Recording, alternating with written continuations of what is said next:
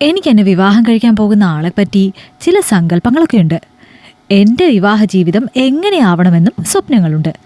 ആ സ്വപ്നങ്ങളിലും സങ്കല്പങ്ങളിലും ഒരിക്കലും നിങ്ങളെപ്പോലെ ഒരാളില്ല മാധവൻ. നിങ്ങൾക്കൊരിക്കലും എൻ്റെ സങ്കല്പം പോലെ സ്വപ്നം പോലെ ഒരു ജീവിതം നയിക്കാൻ കഴിയില്ല. എന്നെപ്പോലെ സുന്ദരിയായൊരു പെണ്ണിനെയും നിങ്ങൾ അർഹിക്കുന്നില്ല. ഈ വിവാഹത്തിന് എനിക്ക് താല്പര്യമില്ല. ചുറ്റും കൂടി നിൽക്കുന്ന തൻ്റെ ബന്ധുക്കൾക്കിടയിൽ വന്നു നിന്ന് കൈ രണ്ടും മാറിൽ പിണച്ചു കെട്ടി മുഖത്ത് പുച്ഛം നിറച്ച് പറയുന്ന മയൂരിയെ കണ്ണെടുക്കാതെ നോക്കി മാധവൻ. ഇങ്ങനെ സങ്കല്പങ്ങളും സ്വപ്നങ്ങളും ഉണ്ട് നിങ്ങളുടെ കുട്ടിക്കെന്ന് നിങ്ങൾക്കറിയില്ലായിരുന്നോ മോഹന? മാധവന്റെ അച്ഛൻ രവി ഇരിക്കുന്നിടത്ത് നിന്ന് എഴുന്നേറ്റ് മാധുരിയുടെ അച്ഛൻ മോഹനോട് ചോദിച്ചതും ഉത്തരമില്ലാതെ തലകുനിച്ചു നിന്നു അയാൾ അവർക്ക് മുൻപിൽ. നിന്റെ മകൾ പറഞ്ഞതെല്ലാം നിനക്ക് കൂടി അറിയാവുന്ന കാര്യമാണെന്ന് നിന്റെ ഈ മൗനം കൊണ്ട് ഞങ്ങൾക്ക് മനസ്സിലായി മോഹന. അതറിഞ്ഞുകൊണ്ട് ഞങ്ങളെ നീ വിളിച്ചു വരുത്തി നാണം കെടുത്തേണ്ടില്ലായിരുന്നു. എൻ്റെ മകനെ ഇങ്ങനെ ഇവിടെ ഒരവസ്ഥയിൽ ഇരുത്തേണ്ടിയിരുന്നില്ല നീ. ദേഷ്യം കലർന്നിരുന്നു രവിയുടെ സംസാരത്തിലും ഭാവത്തിലും. അച്ഛാ, ആ കുട്ടി തുറന്നു പറഞ്ഞത് അതിൻ്റെ ജീവിതത്തെപ്പറ്റിയാണ്. അതിനാ കുട്ടിയെ നമ്മൾ അഭിനന്ദിക്കുകയാണ് വേണ്ടത്. ഓരോരുത്തർക്കും ഉണ്ടാവും അച്ഛാ സ്വന്തം ജീവിതം എങ്ങനെയാവണമെന്ന ആഗ്രഹവും സ്വപ്നവും. അതൊന്നും അറിയാതെ ഇയാളെ ഞാൻ എൻ്റെ ജീവിതത്തിലേക്ക് കൂടെ കൂട്ടിയിരുന്നെങ്കിൽ നശിച്ചു പോകുന്നത് ഇയാളുടെ മാത്രമല്ല എൻ്റെയും കൂടി ജീവിതമാണ്. ഇതിപ്പോൾ അതൊന്നും ഉണ്ടായില്ലല്ലോ. ഇവിടെ വരെ ഒന്ന് വരേണ്ടി വന്നുവെന്ന സമയനഷ്ടം മാത്രമല്ലേ നമുക്കുണ്ടായുള്ളൂ. അച്ഛൻ്റെ കൂട്ടുകാരനെ കാണാൻ കുടുംബത്തോടൊപ്പം വന്നു എന്ന് കരുതിയാൽ തീർന്നില്ലേ? അച്ഛനെ ആശ്വസിപ്പിച്ച് പറയുന്നതിനൊപ്പം മാധുരിയെ നോക്കി പുഞ്ചിരിച്ച് ഇരുന്നിടത്ത് നിന്ന് എഴുന്നേറ്റു മാധവൻ.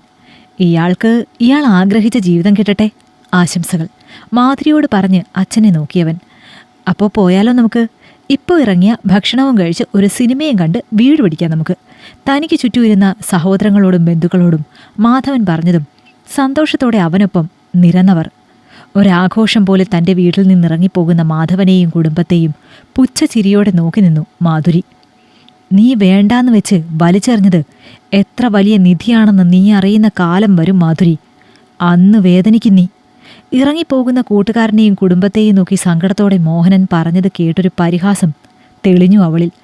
അവനെപ്പോലെ കൂട്ടുകുടുംബത്തിൽ താമസിക്കുന്ന രാവന്തിയോളം പാടത്തും പറമ്പിലും കൃഷിപ്പണി ചെയ്യുന്ന ഒരുവനെ കെട്ടി അവൻ്റെ വീട്ടിൽ ഒതുങ്ങിക്കൂടാനല്ല അച്ഛാ ഞാൻ എഞ്ചിനീയറിംഗ് പഠിച്ച് പാസ്സായത്.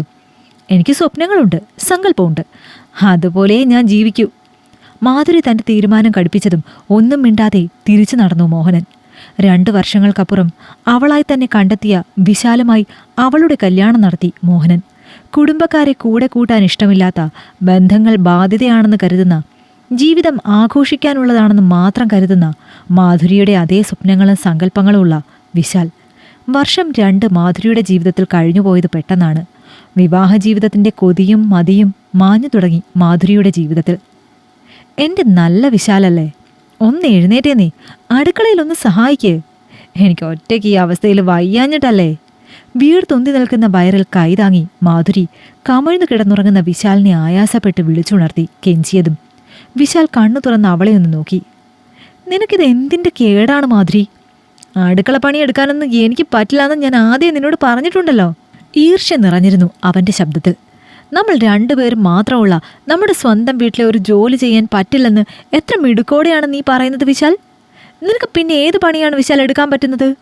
ദേഷ്യവും പരിഹാസവും ഇടകലർത്തി മാധുരി ചോദിച്ചതുമൊന്ന് കുറുകി. വിശാലിൻ്റെ കണ്ണുകളെങ്കിലും അടുത്ത നിമിഷം അവൻ്റെ മുഖത്തൊരു വഷളത്തരം നിറഞ്ഞു. എനിക്കറിയാവുന്ന പറ്റുന്ന പണി ഞാൻ എടുത്തതുകൊണ്ടാണ് മോളെ നീ ഇപ്പോൾ ഇങ്ങനെ വയറും വീർപ്പിച്ച് എൻ്റെ മുൻപിൽ നിൽക്കുന്നത്. കൊച്ചു മറന്നുപോയെങ്കിൽ ചേട്ടനിപ്പോൾ ഒന്നുകൂടി അത് പ്രവർത്തിച്ച് കാണിച്ചു തരാം. വിശാൽ പറയുന്നത് എന്താണെന്ന് മാധുരി ചിന്തിച്ചെടുക്കും മുമ്പേ അവളെ തനിക്കിടയിലേക്ക് കൈനീട്ടി വലിച്ചവളിൽ ആധിപത്യം സ്ഥാപിച്ചിരുന്നു വിശാൽ. അയ്യോ വിശാൽ കുഞ്ഞ്! അവനിടയിൽ അവൻ്റെ ഭ്രാന്തുകൾക്ക് കീഴ്പ്പെട്ട് സഹിച്ചു കിടക്കുന്നതിനിടയിൽ പലവട്ടം മാധുരിയുടെ കൈകൾ തൻ്റെ വയറിന് രക്ഷാകവചം തീർത്തിരുന്നെങ്കിലും അതൊന്നും ഗൗനിച്ചത് കൂടിയില്ല വിശാൽ. അവൻ്റെ പരാക്രമണങ്ങൾ തീർത്തവൻ തിരിഞ്ഞു കിടക്കുന്നേരം ആയാസപ്പെട്ടവൻ്റെ അരികിൽ നിന്ന് എഴുന്നേറ്റ് നിന്നു മാധുരി. ഉറങ്ങുന്ന എന്നെ ജോലി ചെയ്യാൻ നീ വിളിച്ചാൽ ഞാൻ ചെയ്യുന്ന ജോലി ഇതാവും കേട്ടോ, മറക്കണ്ട. ആയാസപ്പെട്ട് കിച്ചണിലേക്ക് നടക്കുന്ന മാധുരിയോട് കിടന്ന കിടപ്പിൽ കിടന്ന് വിശാൽ വിളിച്ചു പറയുമ്പോൾ നിറഞ്ഞൊഴുകുന്ന മിഴികൾ ഇടങ്കൈയാൽ തുടച്ചു നീക്കി മാധുരി.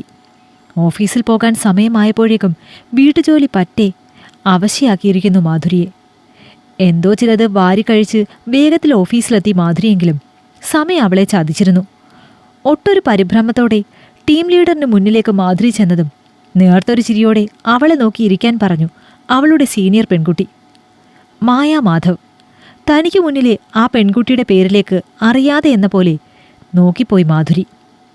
താൻ പരിഹസിച്ചിറക്കിവിട്ട മാധവന്റെ ഭാര്യയാണ് തൻ്റെ സീനിയർ ലീഡറായ മായ എന്നത് ആദ്യമൊക്കെ ഒരു ഞെട്ടലാണ് മാധുരിക്ക് നൽകിയതെങ്കിൽ ഇപ്പോഴത് മായ എന്ന പെൺകുട്ടിയോടുള്ള അസൂയയായിട്ടുണ്ട്. പൊന്നുപോലെയാണ് മായയെ മാധവനും വീട്ടുകാരും നോക്കുന്നതെന്നതിന് എത്രയോ വട്ടം സാക്ഷിയായവളാണ് മാധുരി. താൻ തട്ടിക്കളഞ്ഞ നിധി തന്നെയായിരുന്നു മാധവനും കുടുംബവുമെന്ന് മായയെ കൺമുന്നിൽ കാണുന്ന ഓരോ നിമിഷവും മാധുരി ഓർക്കും. മാധവനോട് അന്ന് തുറന്നൊന്ന് സംസാരിച്ചിരുന്നെങ്കിൽ, തൻ്റെ ഇഷ്ടങ്ങളും സങ്കല്പങ്ങളും താൻ തുറന്നു പറഞ്ഞിരുന്നുവെങ്കിൽ മാധവൻ തൻ്റേതാകുമെന്ന് നഷ്ടബോധത്തോടെ മാധുരി ഓർക്കുമ്പോൾ കാലം ആർക്കു വേണ്ടിയും കാത്തു നിൽക്കില്ലെന്നും ചേരേണ്ടത് മാത്രമേ ചേരുകയുള്ളൂവെന്നും മനഃപൂർവ്വം മറന്നുപോയി മാധുരി. ചിലരങ്ങനെയാണ്. ചിലത് കയ്യിൽ വരുമ്പോൾ മൂല്യമറിയാതെ തട്ടിക്കളഞ്ഞ് പിന്നീട് അതിനെപ്പറ്റി ഓർത്ത് വ്യസനിക്കും, വേദനിക്കും. മാധുരിയെപ്പോലെ. കഥ നിങ്ങൾക്കിഷ്ടമായെങ്കിൽ ലൈക്ക് ചെയ്യൂ. നിങ്ങളുടെ അഭിപ്രായങ്ങൾ കമന്റായി രേഖപ്പെടുത്തൂ.